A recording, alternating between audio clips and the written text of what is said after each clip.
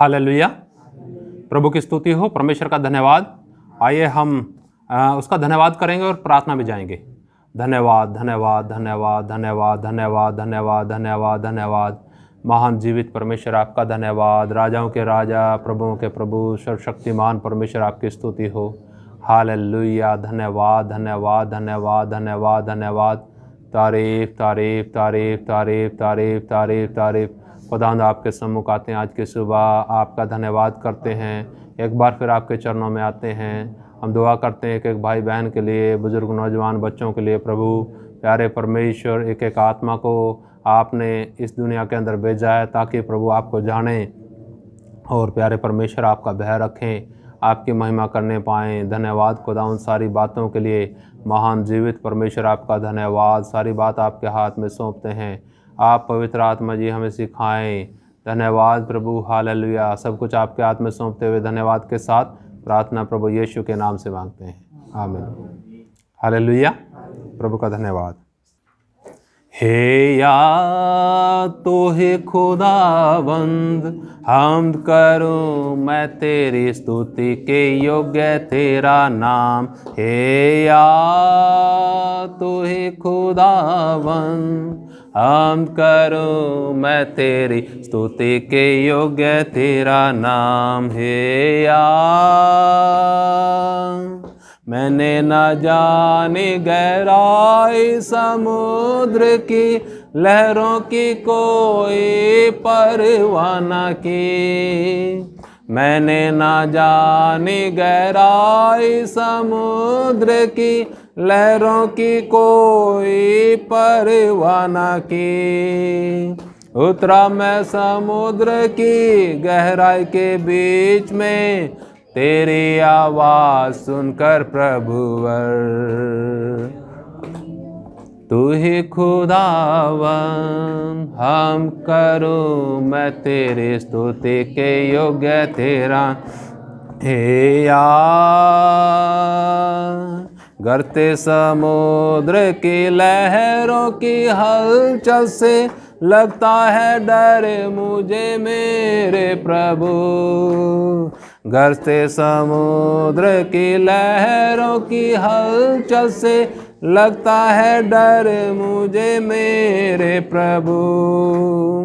पाँव मेरे डूब रहे गहराइयों में, हाथ बढ़ा कर मुझे तू संभाल। हे यार तू ही खुदावन, हम करूं मैं तेरी स्तुति के योग्य। हे यार मुझसे बड़े भक्त और ताकत वाले गिर पड़े इस रणभूमि में। मुझसे बड़े भक्त और ताकत वाले गिर पड़े इस रणभूमि में। देखता हूँ मैं उनकी हड्डियों के ढेरों को, प्रभु की कड़ाई उन पर जो गिर पड़े। हे यार तू ही खुदावन, हम करूं मैं तेरी स्तुति के योग्य तेरा नाम। हे यार। हालेलुया। प्रभु का धन्यवाद। प्रभु की स्तुति हो। हे यहा तू ही खुदावन, हमद करूं मैं तेरी स्तुति के योग्य तेरा नाम। प्रभु का धन्यवाद। ठीक है, प्रभु का धन्यवाद। आइए हम प्रभु के वचन में चलेंगे। हम थोड़ा प्रभु के वचन में देखने जा रहे हैं कि प्रभु के भय का क्या परिणाम है। प्रभु के भय का क्या परिणाम होता है। आपकी नजरें इधर हो मेरी तरफ, सब इधर देखना।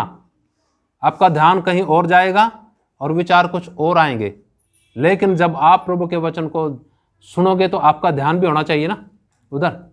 तो यहाँ प्रभु के वचन में पढ़ेंगे नीति वचन और उसका 14 अध्याय, उसका 26 और 27 वचन, 2 वचन पर मनन करेंगे। पढ़िएगा। निकाला होगा आपने, मैं पढ़ूंगा आपके लिए। हे यहोवा के भय मानने वाले को दृढ़ भरोसा होता है और उसके पुत्रों को शरण स्थान मिलता है। यहोवा का भय मानना जीवन का सोता है और उसके द्वारा लोग मृत्यु के फंदों से बच जाते हैं। फिर दोबारा पढ़ूंगा।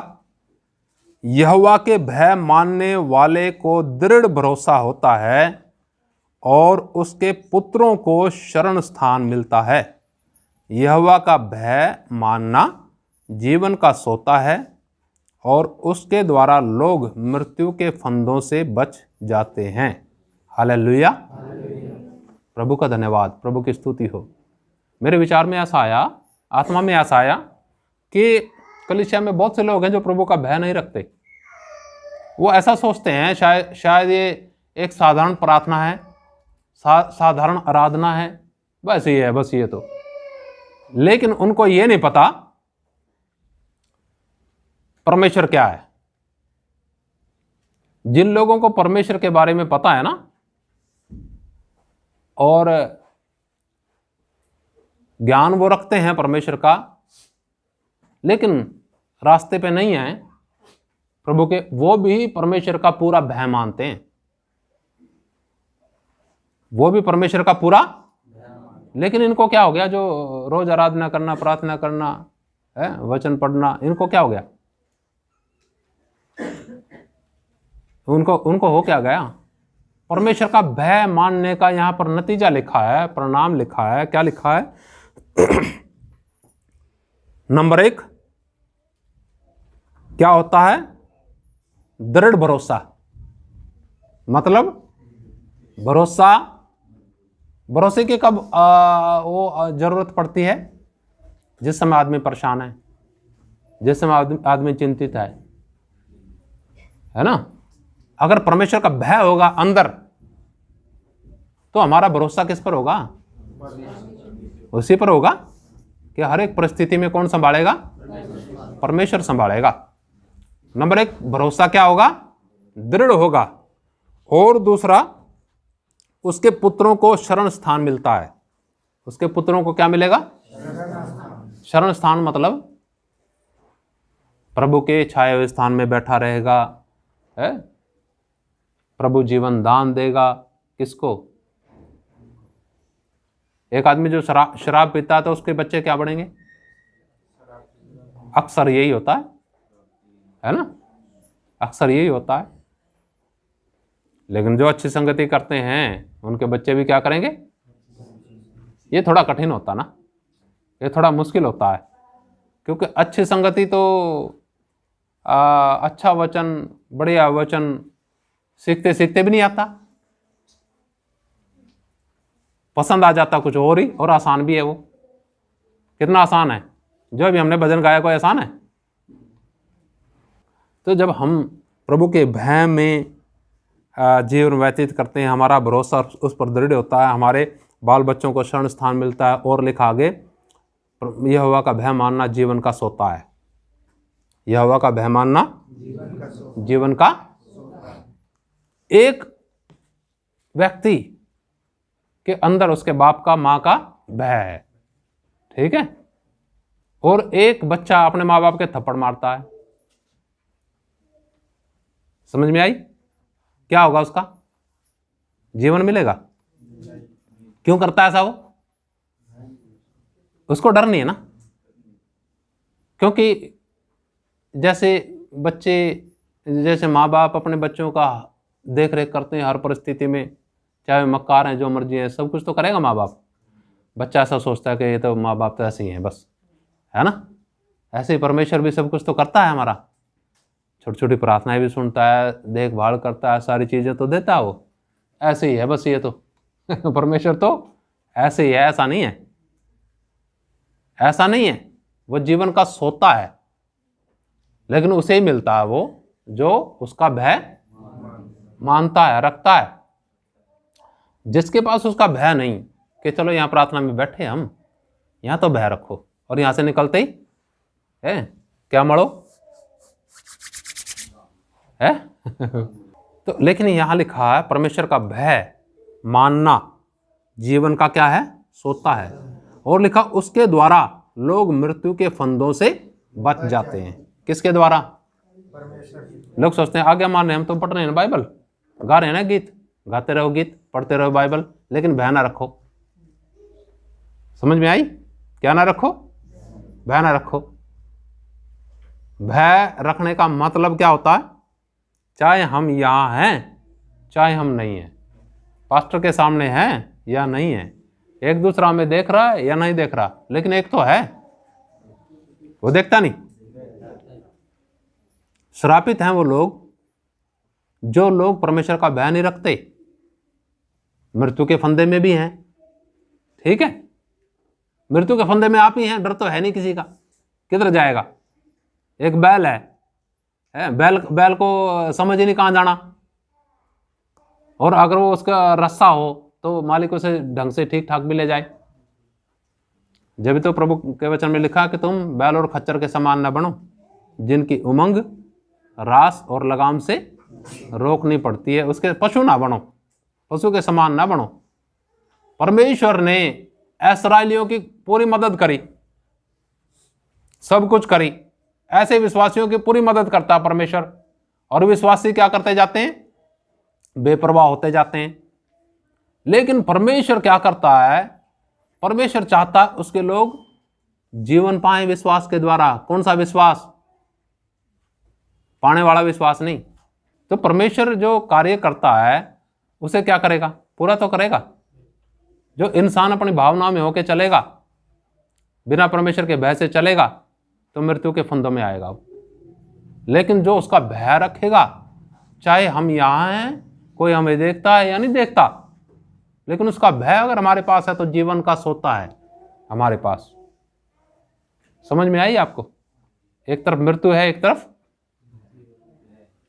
है भय, मतलब है जीवन का सोता। ठीक है, अब परमेश्वर का भय के विषय में थोड़ा सा देखेंगे। ये देखा हमने यहां पर, आप वहां देखिएगा थोड़ा, निर्गमन की किताब, आइए और थोड़ा देखिए जरा,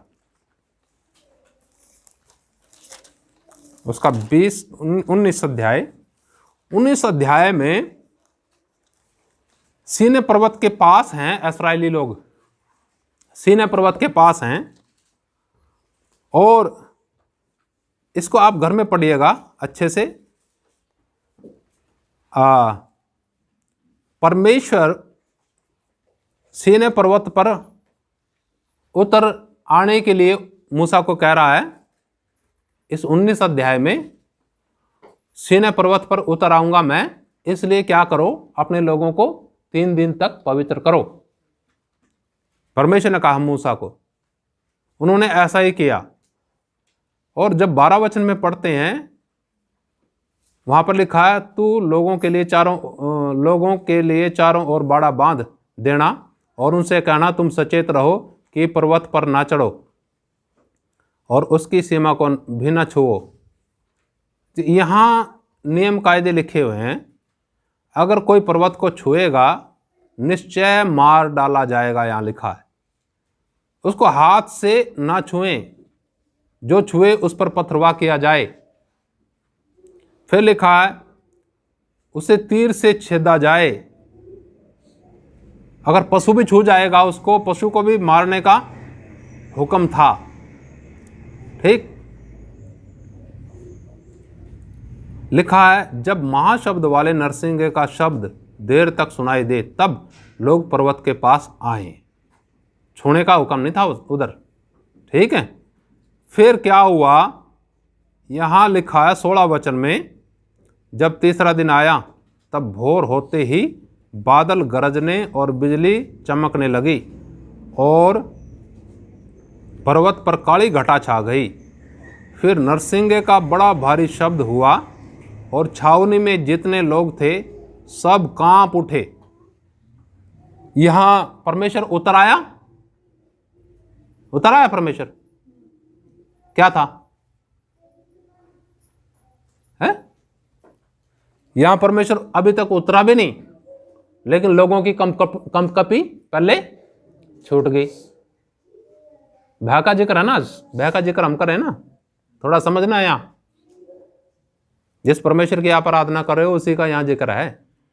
जिस परमेश्वर के साथ हमें हमेशा के लिए निवास करना उसी का जिक्र है यहाँ। लेकिन भय है लोगों के जीवन के अंदर है। फिर आगे देखो क्या लिखा वचन में। यहाँ तो हो गया इतना, फिर आप इसे पढ़ना पूरा। फिर 20 अध्याय का 18 वचन से मैं पढ़ता हूँ। सब लोग गर्जन और बिजली और नरसिंगे के शब्द सुनते और धुआं उठते हुए पर्वत को देखते रहे और देख के कांप कर दूर खड़े हो गए। कंपकंपी छूट गई उनकी।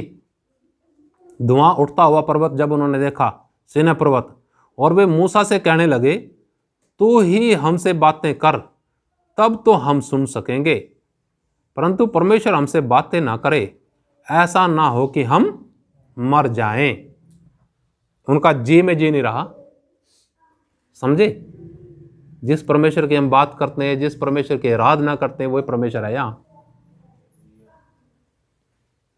उनके जी में जी नहीं रहा। जब बिजलियां कड़कड़ाने लगी है, उतरा नहीं अभी भी परमेश्वर वहां। मूसा को कहने लगे हाथ जोड़ के कि हमें क्या कर, तू ही बात कर, परमेश्वर ना करे। अगर परमेश्वर बात करेगा तो क्या होगा? बात सुनने के लिए है नहीं उनके कान, उनके अंदर हिम्मत नहीं है, उनके घुटनों में परमेश्वर की आवाज सुनने के लिए। आज कोई उधर भाग रहा है, कोई उधर भाग रहा, कोई चैमे चैं, कोई फोन पे। परमेश्वर बात करेगा ऐसे लोगों से? ठीक है। परमेश्वर का वचन सिर्फ उन लोगों के लिए है जो उसका भय मानते हैं। पढ़ा ना वचन में हमने? वचन सब पढ़ते हैं, इस वचन को सब पढ़ते हैं, पूरा ज्ञान भी रखते हैं, लेकिन वो समझते नहीं है क्या परमेश्वर। जो वाकई उसका भय रखते हैं उनका शिक्षक परमेश्वर है, पवित्र आत्मा सिखाता उन्हें। वो सब नियम कायदा सिस्टम में चलेंगे, वो कोई नहीं पकड़ सकता उनको। ठीक है? क्यों? क्योंकि है नहीं उनमें कोई ऐसी बात। तो आगे लिखा है वचन में, लोग कहने लगे कि तू हमसे बात कर, तब तो हम सुन सकेंगे। परंतु परमेश्वर हमसे बातें ना करें, ऐसा ना हो कि कहीं हम क्या हो जाएं, मर जाएं। मूसा ने लोगों से कहा, मत डरो, क्योंकि परमेश्वर इसलिए आया है कि तुम्हारी परीक्षा करे और उसका भय तुम्हारे मन में बना रहे कि तुम पाप ना करो।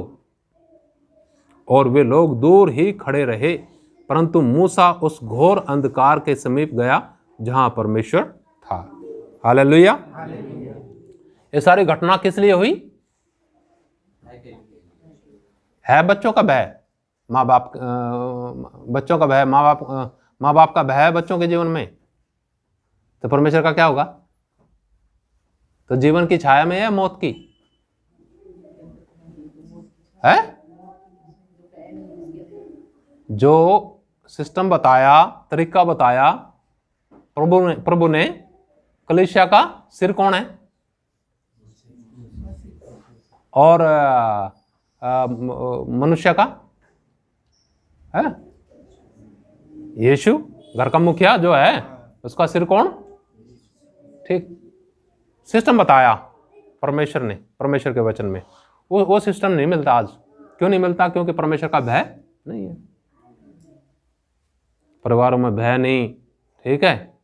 ऐसा विनाश कर रखा है शैतान ने कि बस एक भी ना बच जाए, एक भी जीवन ना पा जाए। लगे रहेंगे बच्चे दुनियादारी की चीज़ों में। उन्हें ये नहीं पता परमेश्वर भी देख रहा है। ना, परमेश्वर नहीं देख रहा है? आज फोन ने ज़्यादा बर्बाद कर दिया ना। फोन ने कितने बर्बाद कर दिया? थोड़ा सा भी भय है? यहाँ लिखा 3 दिन तक क्या करो? पवित्र करो अपने आप को, तब मैं सीनै पर्वत पर उतरूंगा। ठीक है? उन्होंने अपने आप को पवित्र किया, फिर भी कांपने लगे।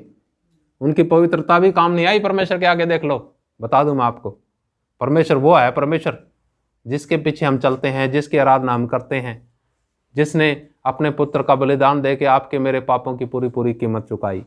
क्या करेगा? छोड़ देगा वो?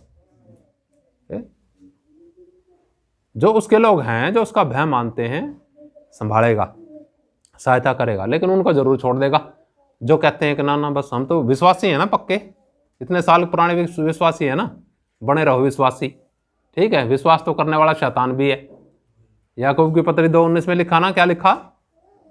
तुम भला करते हो, परमेश्वर पे विश्वास करते हो। शैतान भी विश्वास करता है, थरथराता और कांपता भी है। क्या लिखा वहां? कितने कांपते हैं यहाँ? थरथराते हैं कितने हैं? परमेश्वर के नाम से कांपते हैं।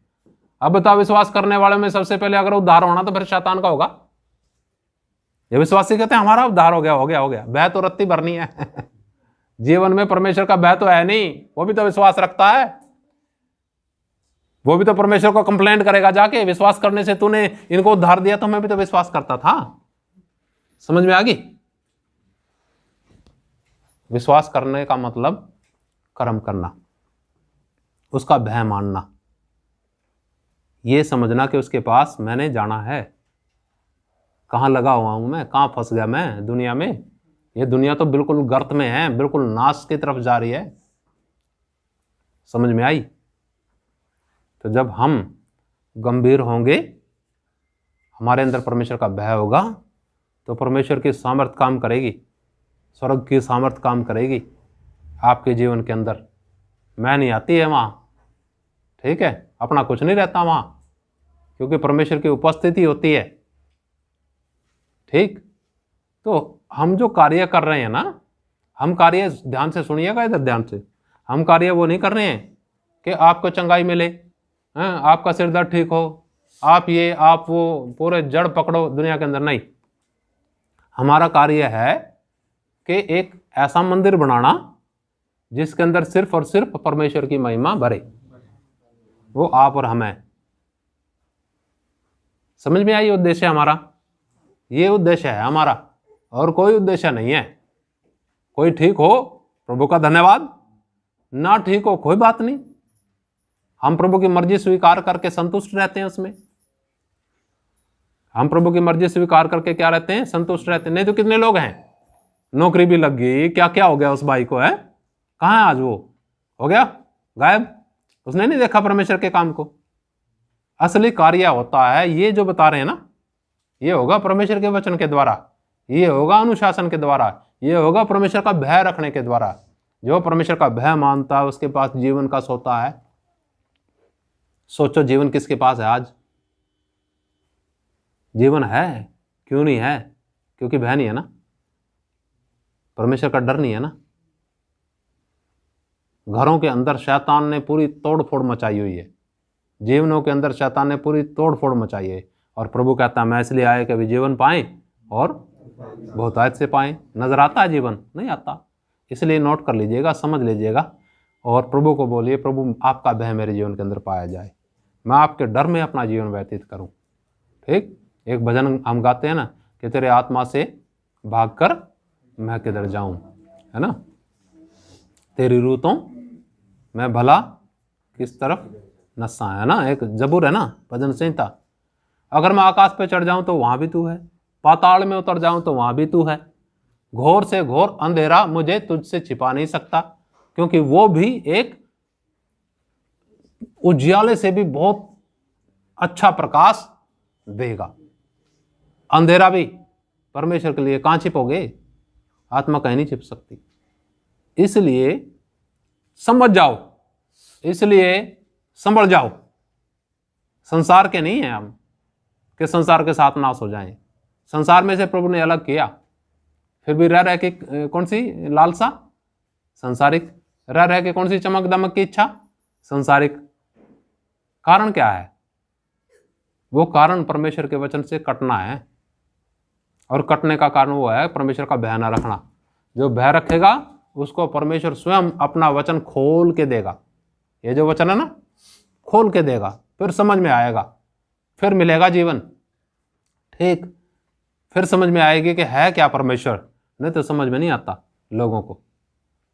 मैं प्रभु का धन्यवाद करता हूँ, बहुत से लोग हैं जो प्रभु का भय रखते हैं, बहुत से लोग हैं जो कष्टों में जीवन व्यतीत करते हैं, बहुत से लोग हैं जो कोई समझौता नहीं करते, जो प्रभु के वचन ने कहा वही करेंगे हम। ये मेरा तो वचन है नहीं, ये मेरा तो कलाम है नहीं, हम तो कुछ नहीं हैं, हम भी आपकी तरह हैं। हमारी भी यही प्रार्थना है, हमारे भी यही है कि प्रभु मैं आपके भय में अपना जीवन व्यतीत करूं। ठीक, तो हम सब ने मिल करके उसके भय में अपना जीवन व्यतीत करना है, ताकि उसके जीवन को अपने जीवन के अंदर देखें, और उसके कार्य को भी देखें, उसका कार्य किस प्रकार से होता है वो भी देखें। आइए हम सब आंखें बंद करेंगे, प्रभु का धन्यवाद करें और उसके भय के लिए हम निवेदन करें, उसका भय हमारे जीवनों के अंदर पाया जाए। अपने घुटनों पे आ जाएंगे, प्रभु का धन्यवाद करें। महान जीवित परमेश्वर आपका धन्यवाद, राजाओं के राजा आपका धन्यवाद, प्रभुओं के प्रभु आपका धन्यवाद। हालेलुया। प्रभु जी अपनी स्वर्गीय सामर्थ्य से भरें अपने लोगों को। हालेलुया। धन्यवाद यीशु। हालेलुया। प्यारे प्रभु अपने भय से भरें लोगों को। प्यारे परमेश्वर हम सब के जीवन के अंदर आपका भय पाया जाए। प्रभु संसार का आकर्षण, संसार के विचार अपनी तरफ जब खींचते हैं तो प्रभु जी आपकी उपस्थिति हमें उन सब के ऊपर जय प्राप्त करने के लिए सहायता करे। धन्यवाद मेरे प्रभु, अपने बच्चों पर आपकी कृपा करें प्यारे परमेश्वर। और ये दुनिया नाश की तरफ जा रही है, अंत की तरफ जा रही है प्रभु। हालेलुया। दुनिया के अंदर त्राही त्राही मची हुई है प्रभु, लेकिन प्यारे परमेश्वर आपने अपने बच्चों पर अपना फजल रखा, उसके लिए धन्यवाद। ओ प्यारे प्रभु आपके भय में हम सब अपना जीवन व्यतीत करने पाएँ। धन्यवाद प्यारे परमेश्वर, धन्यवाद प्रभु। सब कुछ आपके हाथ में सौंपते हैं। धन्यवाद के साथ प्रार्थना प्रभु यीशु के नाम से मांगते हैं, आमीन। जय मसीह की। मरनाथा।